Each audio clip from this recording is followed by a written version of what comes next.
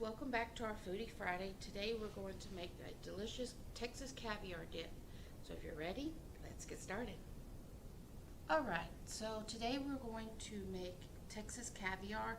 It's a very simple dip. We're going to walk step by step through it, and I'm going to show you some shortcuts I've learned over the years, okay? So the first thing you're going to need is a can of black-eyed peas, and they need to be washed so you get all that brine off. And this is a super simple, easy dip, people. You just dump and go, okay?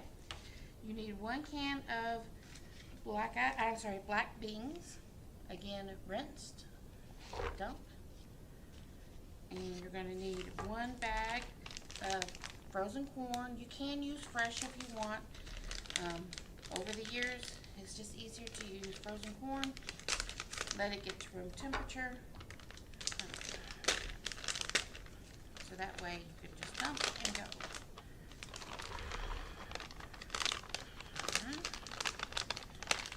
Now you're going to need 1 bell pepper. You can use red, green, yellow, orange, whatever color you want. I particularly happen to have a red one. We chopped it all up.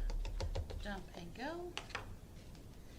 So over the years, this recipe, you can adapt it to whatever taste you like. So like, it calls for tomatoes, onions, jalapenos, and cilantro. If you don't like cilantro, leave it out. If you don't like tomatoes, leave them out. I like all of it, and I found that it's easier for me, and time-wise, to just get a container of pico at your local grocery store in the produce section. That way it already has your tomatoes, your onions, your cilantro, and your jalapenos already chopped for you. Super simple, right guys? We love simple, don't we? Yes, we do. All right. So over the years, I've adapted this. If you like, I've added cucumber to this in the past because I like cucumbers. I've added avocado to this. So it's just whatever you like, whatever you have on hand, and you really want to keep that bright colors to it. So from there, we're going to add 5 cloves of garlic.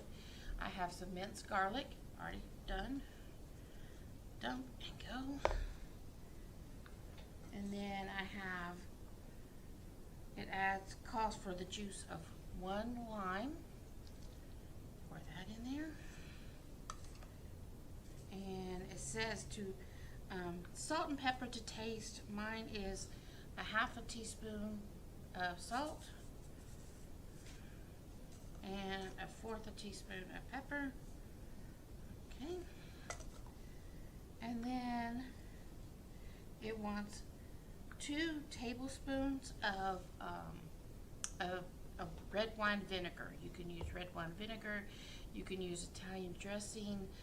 You can use jalapeno juice. You can use whatever you want, okay? So we're just going to pour that in there. And then we just mix it all together. Super simple, right? Right, we love simple.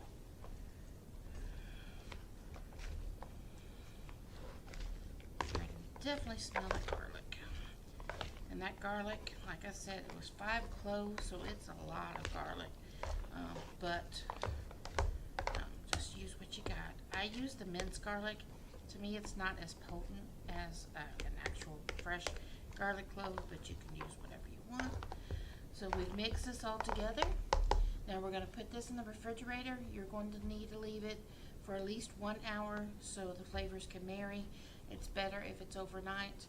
And this will stay in your refrigerator for 4 to 5 days before it gets mushy. So you have plenty of time if you're having a graduation party, an Easter party, a Mother's Day brunch, whatever you have.